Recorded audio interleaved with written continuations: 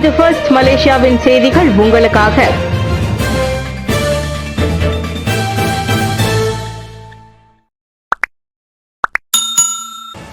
Singapore மலேசிய எல்லையில் October 1 முதல் web அனுமதி விதிமுறை அமல். அந்தோனி லோக். அக்டோபர் 1 முதல் மலேசிய சிங்கப்பூர் தரைமார்க்க எல்லையில் வெப் எனப்படும் வெளிநாட்டு மோட்டார் வாகன நுழைவு அனுமதி விதிமுறைகளை போக்குவரத்து அமைச்சு அமல்படுத்தும். ஜோஹூர் பாலத்தில் சுல்தான் இஸ்கந்தார் கட்டிடத்தின் சுங்க குடிநுழைவு மற்றும் தனிமைப்படுத்தும் வளாகம் மற்றும் சுல்தான் அபுபகார் கட்டிடத்தின் CIQ வளாகத்தை தாண்டி மலேசிய சிங்கப்பூர் 2வது வழி சாலையை கடக்கும் சிங்கப்பூரில் இருந்து வரும் வெளிநாட்டு வாகனங்களின் உரிமைகள் வாகன நுழைவு அனுமதி விதிமுறையில் உட்படுத்தப்படும் என போக்குவரத்து அமைச்சர் அந்தோனி லோக் தெரிவித்தார். வெப் இல்லாத வெளிநாட்டு மோட்டார் வாகனங்கள் 1987 ஆண்டின் சாலை போக்குவரத்து சட்டம் பிரிவு 66H உட்பிரிவு 7 குற்றம் செய்ததாக கருதப்படும். குற்றம் நிரூபிக்கப்பட்டால் சட்டம் 333 கீழ் பிரிவு 119(2) படி 2000 ரிங்கிட்டிற்கு மேல் அபராதம் அல்லது 6 மாதத்திற்கு மேற்போகாமல் சிறை தண்டனை விதிக்கப்படலாம். கோலாலம்பூர் காற்பந்து அரங்கில் சலசலப்பு. சந்தேக நபர்களுக்கு போலீஸ் வலைவீச்சு. சூப்பர் லீக் போட்டி நேற்று முடிவடைந்ததை அடுத்து பெட்டலிங் ஜெயா காற்பந்து மைதானத்தில் மூண்ட சலசலப்பில் சம்பந்தப்பட்ட சந்தேக நபர்களை போலீசார் தேடி வருகின்றனர். அச்சம்பவம் தொடர்பான 2 காணொளிகள் சமூக ஊடகங்களில் வைரலாகி உள்ளதை நேற்றிரவு மணி 10:15 வாக்கில் போலீசார் அடையாளம் கண்டதாக பெட்டலிங் ஜெயா மாவட்ட துணை போலீஸ் தலைவர் சூப்பரிண்டென்டென்ட் M. ஹுசைன் சலாஹுடீன் சூல்ஹிப்லி தெரிவித்தார். அச்சம்பவத்தில் காற்பந்து அரங்கில் ரசிகர்கள் அமரும் இடத்திற்கு செல்லும் வழியில் உள்ள உலோக கதவு சேதமடைந்துள்ளதாகவும் ஹுசைன் சொன்னார். இதனால் குற்றவியல் சட்டம் மற்றும் தொடர்பு பல்லூடக சட்டங்களின் கீழ் இச்சம்பவம் விசாரிக்கப்படுகிறது. வெங்காயம் ஏற்றி வந்த கொள்கலன் லோரியில் 10.03 மில்லியன் ரிங்கிட் கொக்கைன் கடத்தல் பறிமுதல். வெங்காயம் ஏற்பட்ட கொள்கலன் லோரியில் 10.03 ரிங்கிட் மதிப்புடைய 51 கிலோகிராம் கொக்கைன் போதைப் பொருள் கடத்திய அனைத்துலக போதைப்பொருள் கும்பலின் நடவடிக்கையை ஜொகூர் சுங்கத்துறை முறியடித்தது. தகவல் கிடைக்கப்பட்டதை தொடர்ந்து தஞ்சோங் பெலாபாஸ் துறைமுகத்தில் சுங்க பரிசோதனை மையத்தில் அந்த கொள்கலனை சுங்க அதிகாரிகள் குழு பறிமுதல் செய்ததாக ஜொகூர் சுங்கத்துறையின் இயக்குநர் அமினுல் இஸ்மீர் கூறினார். அந்த கொள்கலன் லோரியில் ஏர் கண்டிஷன் பகுதியில் 2900 பொட்டலங்கள் கொண்ட புதிய வெங்காயம் இருப்பதாக தெரிவிக்கப்பட்டது. ஆனால் சுங்கத்துறை அதிகாரிகள் மேற்கொண்ட சோதனை நடவடிக்கையின் போது 50 பொட்டலங்களில் வெள்ளை நிறத்திலான தூள் ஏர் கண்டிஷனர் காம்போஸ்டர் கொண்ட பகுதியில் மறைத்து வைக்கப்பட்டிருந்தது. பின்னர் பரிசோதனைக்கு பின் அந்த பவுடர் கொக்கைன் போதைப் பொருள் என்பது சீனாவில் இருந்து இங்கு கொண்டு வரப்பட்டதாக நம்பப்படுகிறது. ஜோகூர் சுங்கத்துறை பறிமுதல் செய்து பெரிய அளவிலான போதைப் பொருள் எதுவாகும் என அமினுல் இஸ்மீர் தெரிவித்தார். ஐஸ்வர்யா ராய் உடையை தைப்பூசத்துடன் தொடர்பு படுத்தி பேசிய ஷெஃப் வான் போலீஸ் விசாரணை. நடிகை ஐஸ்வர்யா ராய் அணிந்திருந்த உடையை சமூக வலைதளத்தில் தொடர்பு படுத்தி பேசிய பிரபல சமையல் நிபுணர் ஷெஃப் வானிடம் தற்போது புக்கிட் அமான் முன்னணி குற்றவியல் விசாரணை துறை விசாரணை மேற்கொண்டு வருவதை போலீஸ் உறுதிப்படுத்தியது. பிரான்சில் நடைபெற்ற கேன்ஸ் திரைப்பட விழாவில் முன்னாள் உலக அழகியுமான ஐஸ்வர்யா ராய் அணிந்திருந்த அழகான கவுன் உடையுடன் சிவப்பு கம்பளத்தில் தோன்றியது பத்துமலை தைப்பூச கொண்டாட்டத்தில் காவடி ஏந்தி இருப்பது போன்ற தோற்றத்தை ஏற்படுத்தியிருப்பதாக ரிட்ஸ்வான் இஸ்மாயில் என்ற ஷெஃப் வான் பதிவிட்டிருந்தார். இந்த விவகாரம் தொடர்பில் தங்களுக்கு ஒரு புகார் கிடைத்திருப்பதாக செந்தூல் மாவட்ட போலீஸ் துணைத் தலைவர் துணை கமிஷனர் அகமது ஷுகர்னோ முகமது சஹாரி தெரிவித்தார். எனினும் 3R எனப்படும் இனம், சமயம் மற்றும் ஆட்சியாளர் அம்சத்தை உள்ளடக்கியிருப்பதால் புக்கிட் அமான் முன்னணி குற்றவியல் விசாரணை துறையிடம் இந்த விசாரணை ஒப்படைக்கப்பட்டுள்ளதாக அவர் கூறினார். எந்த ஒரு சமூக வலைதளத்திலும் 3R எனப்படும் அம்சங்கள் குறித்து பதிவிட வேண்டாம் என அவர் பொதுமக்களை கேட்டுக்கொண்டார். ரேமல் சூறாவளி பாதிக்கப்பட்ட பகுதிகளில் மலேசியர்கள் விழிப்புடன் இருக்குமாறு வலியுறுத்து. ஞாயிற்றுக்கிழமை அன்று வங்காளதேசம் மற்றும் இந்தியாவின் மேற்கு வங்காள கடற்கரையை இடையே கரையை கடந்த ரேமல் சூறாவளியின் தாக்கத்தை தொடர்ந்து டாக்கா மற்றும் புதுடெல்லியில் உள்ள தூதரகங்கள் மூலம் நிலைமையை மலேசிய வெளியுறவு அமைச்சு தீவிரமாக கண்காணித்து வருகிறது. பாதிக்கப்பட்ட இடங்களில் உள்ள மலேசியர்கள் விழிப்புடன் இருக்க வேண்டும் என்பதோடு உள்ளூர் அதிகாரிகளின் உத்தரவு மற்றும் ஆலோசனைகளை பின்பற்றும்படி வெளியுறவு அமைச்சு கேட்டுக்கொண்டுள்ளது. தூதரக உதவி தேவைப்படும் மலேசியர்கள் டாக்காவில் உள்ள N19 road number 6 Baridhara diplomatic enclave Dhaka என்ற முகவரியில் உள்ள மலேசிய தூதரகத்தில் தொடர்பு கொள்ளலாம்.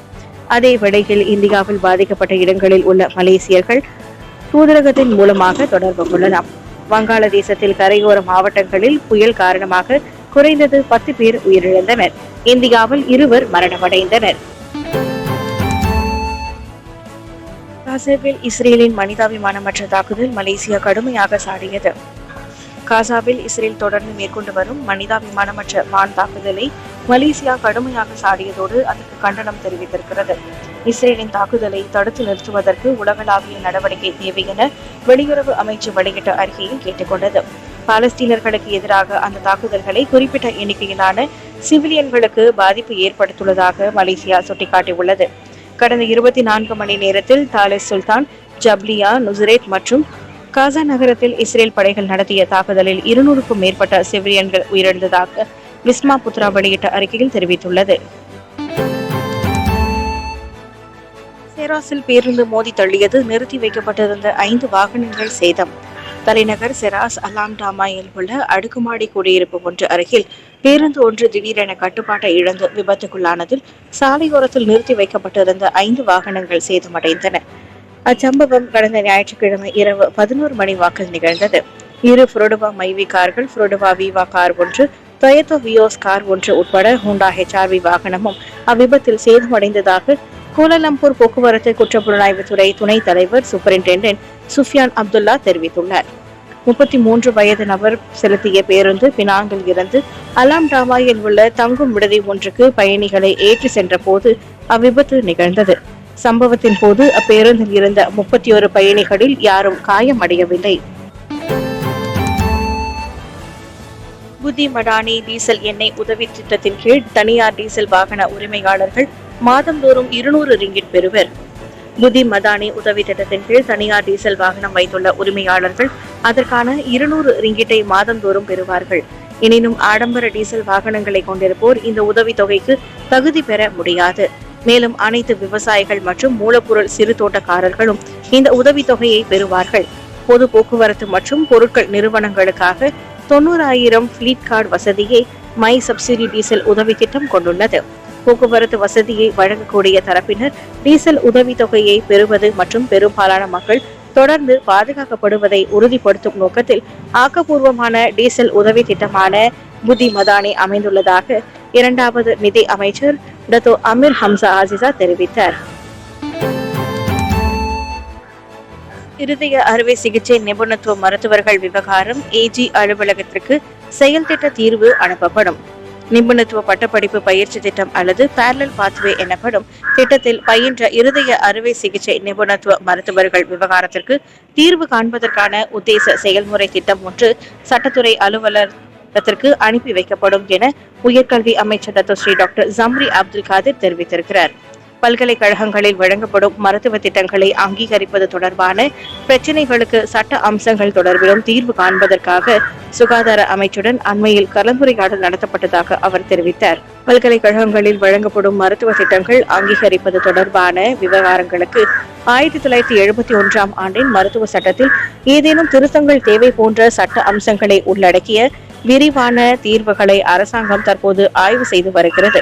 நாங்கள் அதை இன்னும் ஆழமாக ஆராய்ந்து சட்ட விதிகளுக்கு உட்பட்ட விஷயங்கள் தொடர்பாக தீர்க்கப்பட வேண்டும் என்பதை அடையாளம் கண்டுள்ளோம் என சம்ரி கூறினார்.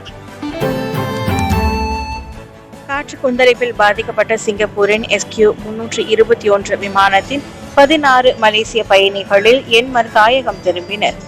காற்று கொந்தளிப்பில் பாதிக்கப்பட்ட சிங்கப்பூரின் SQ-321 விமானத்தின் 16 மலேசிய பிரஜைகளில் 8 இன்று வரை தாயகம் திரும்பியுள்ளனர்.